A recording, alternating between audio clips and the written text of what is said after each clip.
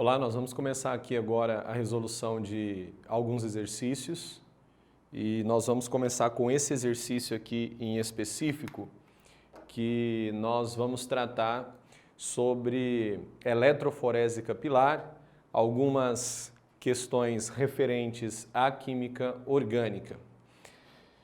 Vou dar uma lida no enunciado e a gente já comenta cada uma das características. A eletroforese é uma técnica utilizada para a separação de substâncias que estejam ionizadas. Consiste na aplicação de uma diferença de potencial entre eletrodos, a fim de que as espécies migrem segundo um campo aplicado e de acordo com suas cargas e sua massa molar. Um sistema contendo uma solução com 3 aminoácidos, representados a seguir, é submetida à eletroforese. E aí nós temos o ácido glutâmico, a glicina e a arginina, os 3 aminoácidos citados. Explique o comportamento do sistema submetido à eletroforese capilar, realizada em meio ácido e em meio básico. Na frente você tem a concentração, meio ácido 0,1 molar de HCl e meio básico 0,1 molar de NaOH. Uma questão boa e uma questão que vale a pena nós trabalharmos aqui. Primeiro, falar de eletroforese é falar de análise instrumental, é falar de uma parte da química analítica que trabalha com mais alta tecnologia. Não só a eletroforese, mas também cromatografia, espectrometria, espectrofotometria e várias outras análises, raio-x, ressonância magnética nuclear. Então, nós estamos falando de algo que envolve realmente alguma coisa mais aprimorada.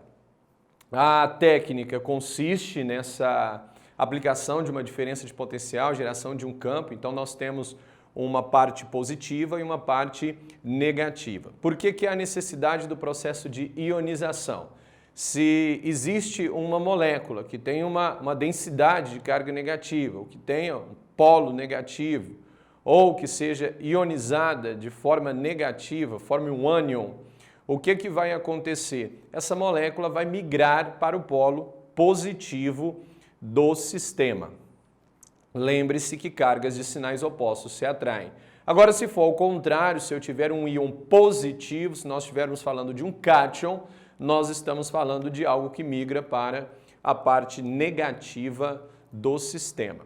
E claro que quanto maior for a intensidade das cargas, maior vai ser essa velocidade de migração. Inclusive, quando você lê o exercício aqui sobre a técnica, falando que é uma técnica de separação, é exatamente por isso que separa.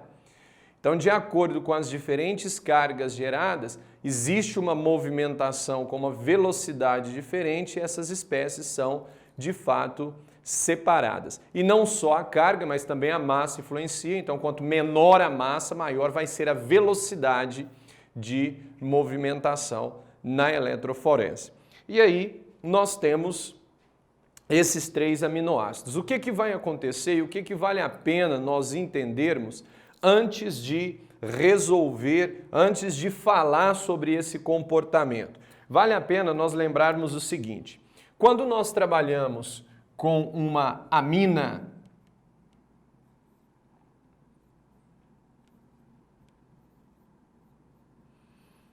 o que nós aprendemos? Nós aprendemos que é uma substância que tem caráter básico. E aí nós temos várias concepções, né? Nós trabalhamos Arrhenius, trabalhamos Bronsted-Lowry, trabalhamos Lewis, cada qual com a sua particularidade. Quando a gente vai para Bronsted-Lowry, nós falamos que um ácido é aquela substância que tem capacidade de doar próton na forma de H+, e a base é aquela substância que tem capacidade de receber próton na forma de H+. Se você pega uma amina e coloca no meio ácido,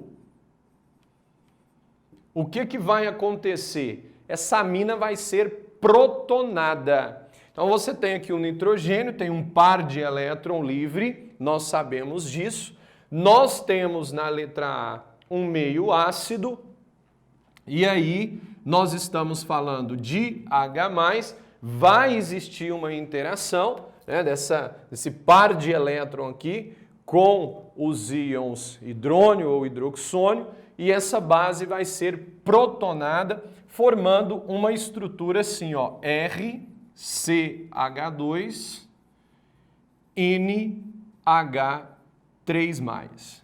Então perceba essa carga positiva sendo gerada aqui, até mesmo pelo distanciamento desse par de elétron, que agora está estabilizando um átomo de hidrogênio que entra ali. Essa característica é verificada porque entre os átomos ali mais eletronegativos, aquele FON, né, que nós conhecemos, flúor, oxigênio e nitrogênio, o nitrogênio é o átomo menos eletronegativo, então ele é um átomo que tem uma menor afinidade eletrônica e esse par de elétron consegue distanciar ali com maior facilidade. Então isso aqui nós estamos falando para a base, né? E aí o meio alcalino, uma NaOH 0,1 molar, ele não vai interferir nesse sistema e nós vamos ter a amina sendo mantida aí nesse meio, o NH2 mantido nesse meio. Tá joia? Agora, quando nós trabalhamos com o ácido carboxílico, vamos escrever aqui de forma geral, um RCOOH, o que nós temos? No meio ácido, esse ácido carboxílico, ele fica nesse formato que você está enxergando aqui, um RCOOH. Ele não está ionizado, não perdeu o hidrogênio aqui na forma de H+, ou H3O+, e aí você tem uma estrutura que tem uma neutralidade evidenciada. Agora, se você pega esse ácido e coloca no meio básico, o que vai acontecer? Vai acontecer que esse meio acaba forçando a saída do hidrogênio na forma de H+, favorecendo o processo de ionização. Não é isso? Porque o meio básico, nós estamos falando de um meio que tem uma maior quantidade de OH-. Existem interações de carga, é claro, existe uma facilidade desse hidrogênio sair na forma de H+, e esse H+ acaba interagindo com o H-, formando água, e aí você tem uma estrutura desprotonada, e aí nós enxergamos assim, ó, nós enxergamos um RCOO-,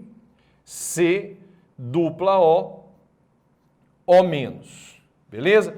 Então, pensando aqui em cargas, se nós falarmos de amina protonada, nós estamos falando de carga positiva. E se nós falarmos de ácido carboxílico desprotonado, nós estamos falando de carga negativa, beleza? E aí nós temos aqui, ó, os exemplos dos aminoácidos que são colocados aqui para nós, o ácido glutâmico, que se não estiver no meio ácido ou se não estiver no meio básico, nós temos a estrutura neutra, da maneira que nós vamos enxergar aqui. A parte ácida não está desprotonada e a parte básica não está protonada. Beleza? Isso vai acontecer com a glicina e também vai acontecer com a arginina. E já vamos prestar atenção também na diferença de massa, né? Claro que é muito óbvio, a glicina é uma molécula menor e, consequentemente, vai ter uma massa menor. Beleza? E aí, quando você coloca o ácido glutâmico no meio ácido, o que vai acontecer? A parte amina vai ser protonada. Então você tem aqui um NH3+ sendo formado, acabamos de ver esse processo aqui. Se você pegar a glicina, você vai verificar a mesma coisa no meio ácido. Você vai ver o NH2 aqui agora protonado. Então vamos colocar aqui, ó, formando o NH3+. E se nós verificarmos aqui na arginina, você vai ver as estruturas NH2 protonadas. Então vamos verificar isso aqui, ó. Os grupamentos amina protonados, né? Nós temos aqui o NH3+, o NH2+, e o NH3+. Então nós temos essas estruturas protonadas. E aí o exercício vai pedir para nós trabalharmos aqui a questão qual que é o comportamento disso, então, nesse meio ácido. O que vai acontecer com essas moléculas? Essas moléculas protonadas agora vão migrar para o polo negativo, para a parte negativa do sistema, porque nós temos aqui cargas positivas. Qual que tem uma intensidade de carga positiva maior? Com certeza é a última molécula, é o último aminoácido que tem uma densidade de carga positiva maior, porque nós temos 3 grupamentos amina aqui, ó, que foram protonados. Então, essa relação de cargas é muito interessante e faz com que essa molécula migre muito rapidamente para o polo negativo lá da eletroforese. Agora, quando você vai comparar essas 2 primeiras moléculas aqui de aminoácidos com a carga, né? Nós temos moléculas que têm as mesmas cargas, nós só temos um grupamento amina protonado. Então, o que vai determinar essa velocidade de migração? A massa, não é isso? Então, com certeza, a segunda molécula vai migrar com mais velocidade para o polo negativo do que a primeira molécula que nós estamos verificando aqui. Então, é isso que deve estar escrito na sua resposta para a letra A, para o meio ácido, beleza? Agora, no meio básico, o que vai acontecer? No ácido glutâmico, nós vamos desprotonar os grupamentos ácidos. E nós temos aqui 2 grupamentos ácidos. Na glicina, nós vamos desprotonar um grupamento ácido, porque só tem um grupamento ácido. E na arginina, nós vamos desprotonar um grupamento ácido também. E aí nós vamos verificar estas estruturas aqui de baixo, que nós conseguimos entender que nós temos o ácido glutâmico aqui desprotonado, com 2 cargas negativas. Verifique que a intensidade de carga negativa, então, aqui para o ácido glutâmico é maior. E aqui para a glicina, nós estamos falando de somente um grupamento ácido carboxílico. Então, está aqui uma carga negativa. E lá na arginina, nós estamos falando também de um grupamento ácido carboxílico, somente uma carga negativa. Então, como que vai ser esse comportamento em meio básico na eletroforese capilar? O ácido glutâmico ele migra com uma maior velocidade, porque a densidade de carga negativa é maior, a intensidade de carga é maior. Então, ele vai migrar com mais intensidade para a parte positiva da eletroforese. E aí, quando nós vamos comparar a glicina com a arginina, o que nós temos? Como a massa da glicina é menor, ela vai migrar com mais velocidade em comparação com a arginina. Agora, por que aqui eu estou falando de massa? Porque as cargas são as mesmas, as intensidades de carga são as mesmas. E aí nós colocamos a massa como parâmetro de referência aqui na eletroforese. Então são essas observações, é isso que deve estar escrito no seu exercício. E aqui, ó, um aspecto importante e que a gente valoriza bastante a questão é deixar claro que você entende que nós estamos falando de um meio consideravelmente ácido e nós podemos justificar isso até com o pH. Porque a concentração de H+ aqui ó, é igual a 10 a menos 1 mol por litro. E se nós calcularmos o pH, que é igual a menos log da concentração de H+, a gente consegue falar de um pH aqui ó, igual a 1. Né? Consideravelmente ácido para falar da protonação dos grupamentos amino aqui, que são aqueles que são protonados. E aqui no meio alcalino nós também conseguimos falar de um pH, porque se nós temos hidróxido de sódio 0,1 mol por litro, admitindo um processo de dissociação total, nós temos 0,1 mol por litro de OH-. É uma base forte. E aí o que vai acontecer?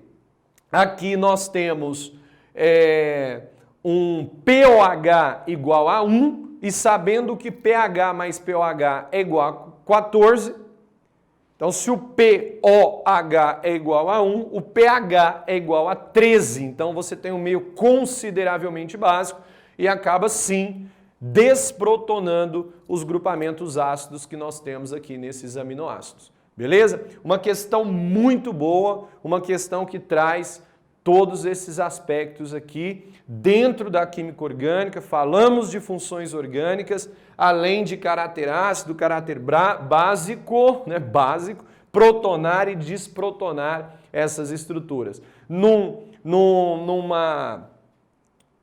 tema aqui principal, que são os aminoácidos, que são biomoléculas, que são monômeros para a formação de proteínas, beleza? Então é isso que cabe aqui nessa questão.